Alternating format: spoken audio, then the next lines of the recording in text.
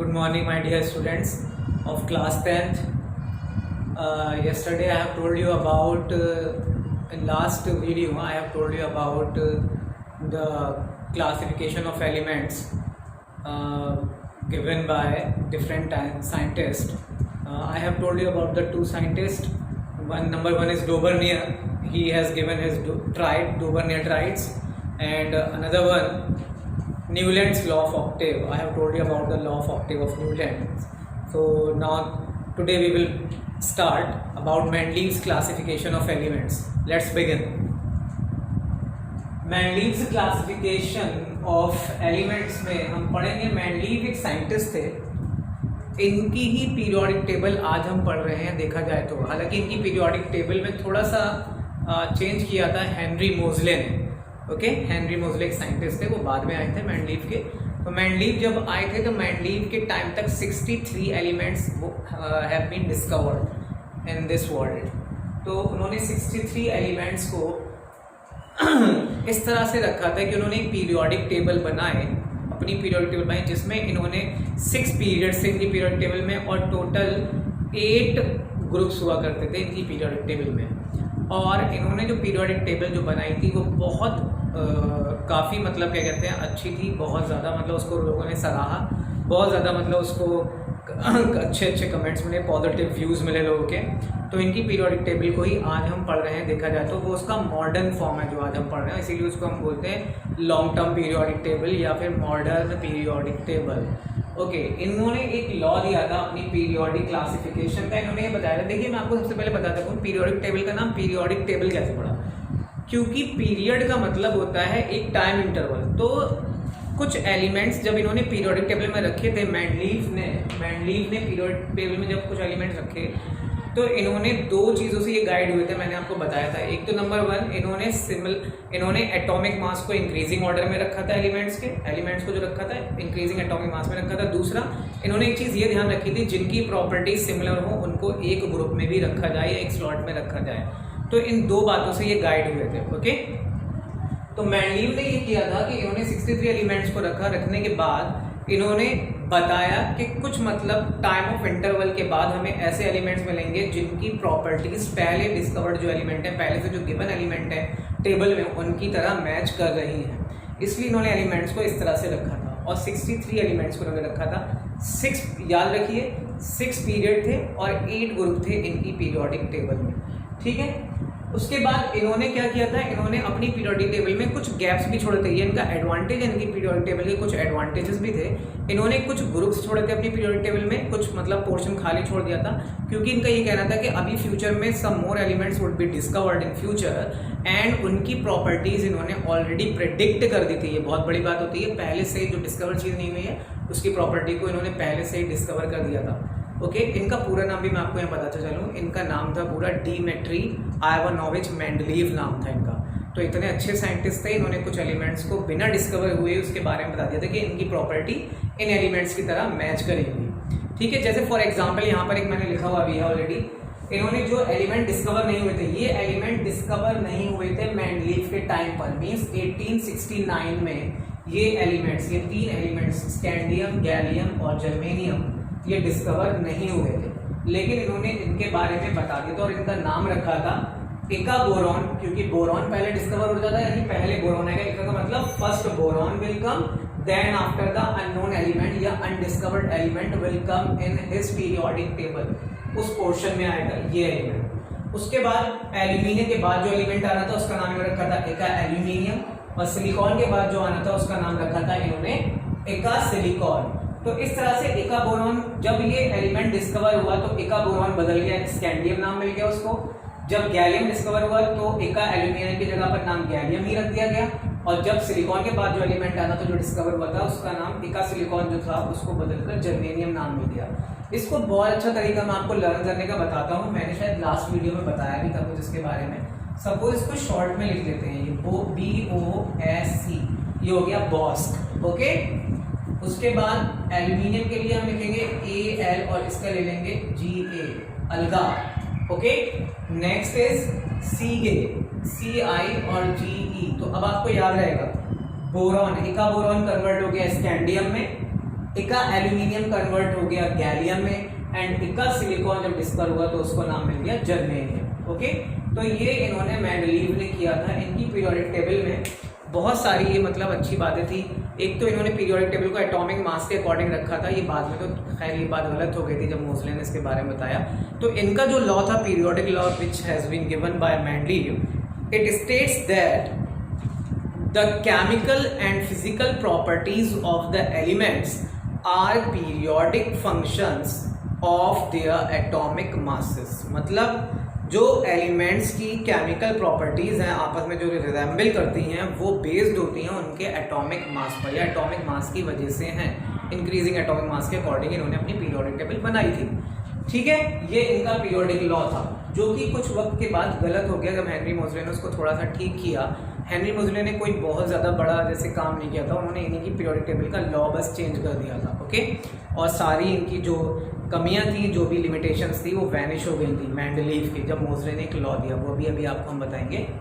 तो यहाँ पर मैं आपको बता रहा था, तो इनका कुछ डिसएडवांटेजेस भी था। एक तो ये कि जब मेंडलीव ने अपनी पीरियोडिक टेबल बनाई तो इन्होंने हाइड्रोजन का जो प्लेस था सही से असाइन नहीं किया था।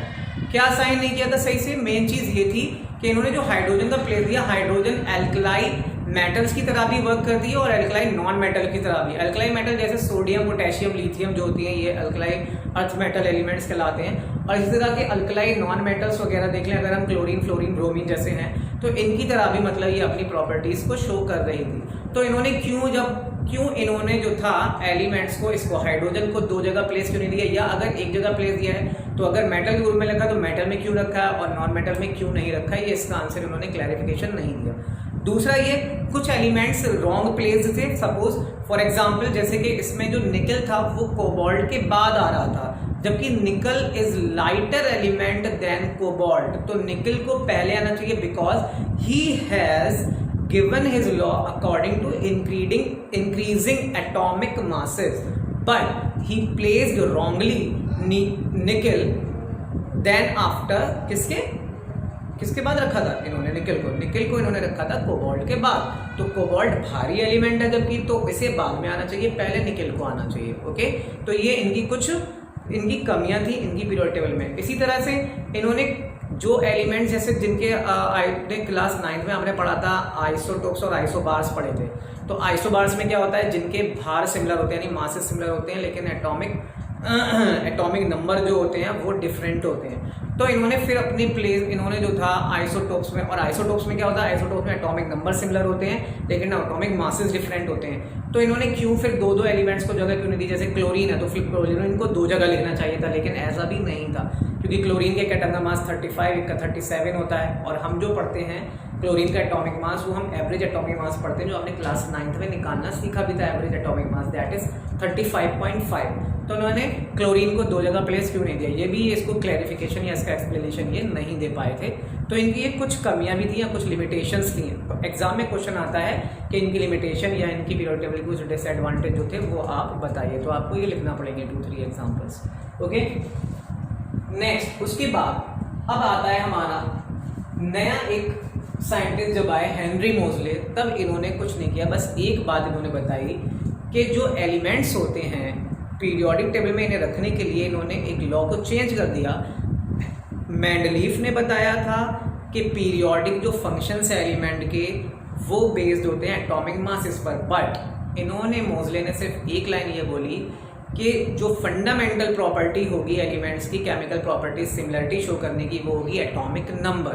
तो इन्होंने जो लॉ बनाया, इन्होंने लॉ ये बनाया, the chemical and physical properties of the elements are periodic functions of their atomic number. Okay, atomic number हम बोलते हैं प्रोटॉन के नंबर को, आपको याद होगा आपने क्लास 9 में पढ़ा था, इसको हम Z से नोट करते हैं। ओके, जैसे हाइड्रोजन का 1 होता है, हीलियम का 2 होता है, लिथियम का 3 होता है। ओके, कार्बन का कितना होता है, इसी तरीके से 4 होता है। जैसे यहाँ पर लिथियम, सोडियम, पोटेशियम आएगा तो सोडियम का आ जाएगा 11 होता है, पोटेशियम का 19 होता है। इस सब के मैंने एटॉमिक नंबर लिख रखे हैं। रुबीडियम का 37 होता है। तो यहाँ पर इन्होंने ये बताया था कि जो पीरियोडिक फंक्शन है वो बेस्ड होते हैं एटॉमिक नंबर पर। तो जब ये लॉ बना तो ये देखा गया जो पीरियोडिक टेबल थी मेंडलीव के द्वारा जो बनाई गई थी उसकी सारी की सारी कमियां खत्म हो गई। क्योंकि कोबाल्ट का एटॉमिक नंबर निकल से कम है, इसलिए कोबाल्ट को हटाने की जरूरत नहीं, निकल अपनी जगह पर रहा, कोबाल्ट अपनी जगह पर रहा। क्यों?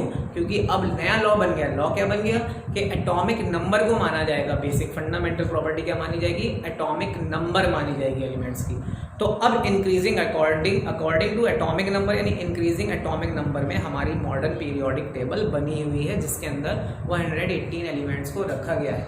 और दो जो सीरीज दिए हुए हैं नीचे, एक्टिनाइड और लैंथेनाइड, वो अलग से नीचे हैं। वो एक्टिनियम और लैंथेनियम जो दो एलिमेंट्स हैं, उनके बेस पर उनकी प्रॉपर्टी उनकी तरह शुरू होती है। जो एक्टिनियम और लैंथेनियम जो दो एलिमेंट्स हैं, उनके बाद जो एलिमेंट्स हैं उनकी प्रॉपर्टी इनसे मैच होती है, इसलिए उन दो सीरीज को बिल्कुल नीचे जगह दे दी गई है। Is it clear? तो इस तरह से ये यहाँ पर है। अब यहाँ पर अगर आप देखेंगे तो मैं आपको इसके बाद बताने वाला हूँ हमारी जो पीरियोडिक टेबल जो अब बनी हुई है वो कैसे बनी हुई है और क्या क्या उसके अंदर है। हमारी पीरियोडिक टेबल में टोटल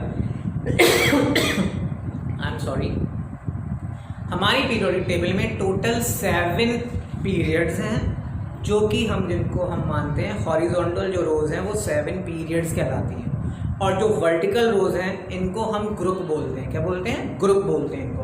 तो टोटल 18 ग्रुप्स हैं हमारी पीरियोडिक टेबल में। मॉडर्न पीरियोडिक टेबल की बात कर रहा हूँ, शॉर्ट में हम इसको MPT बोल सकते हैं, मॉडर्न पीरियोडिक टेबल। इसमें 18 ग्रुप्स हैं और 7 पीरियड हैं। इन 7 पीरियड्स में या 18 ग्रुप में जो एलिमेंट्स रखे हुए हैं वो आपने क्लास 9 में पढ़ा था, बोरबरी स्कीम। तो उसमें 2n² फॉर्मूले के अकॉर्डिंग ये रखे हुए हैं, 2n² फॉर्मूले के अकॉर्डिंग।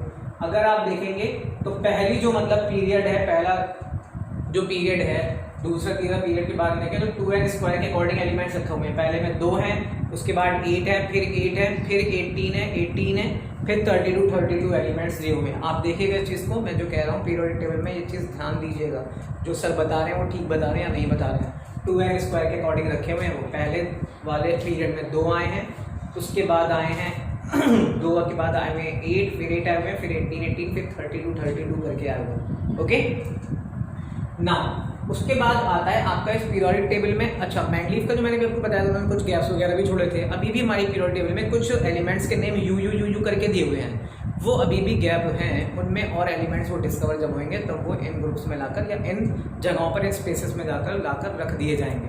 मैंने आपको बताया भी था इससे पहले वाली वीडियो में कि 2016 में कुछ और एलिमेंट डिस्कवर हुए थे, जैसे निहोनियम उसमें से एक एग्जांपल था, मैंने आपको यहाँ बोर्ड पर लिख करके दिखाया था। वो निहोनियम 2016 में न्यूली डिस्कवर्ड एलिमेंट है, उसको भी उस पीरियोडिक टेबल में रखा गया है। तो जैसे जैसे एलिमेंट डिस्कवर होते जाएंगे वैसे वैसे पीरियोडिक टेबल जो होगी वो पूरी तरह से फिल होती चली जाएगी। ओके, तो अभी हम इसके बाद अब हम पढ़ने वाले हैं पीरियोडिक टेबल में ग्रुप्स की कैरेक्टरिस्टिक्स और पीरियड की कैरेक्टरिस्टिक्स, यानी जब हम पीरियोडिक टेबल के पीरियड्स में जब चलते हैं इस तरह से जब हम चलेंगे तो क्या क्या चेंजेस आएंगे, और जब हम किसी ग्रुप में चलेंगे तो क्या क्या चेंजेस आएंगे, ये हम अपनी नेक्स्ट वीडियो में जानेंगे।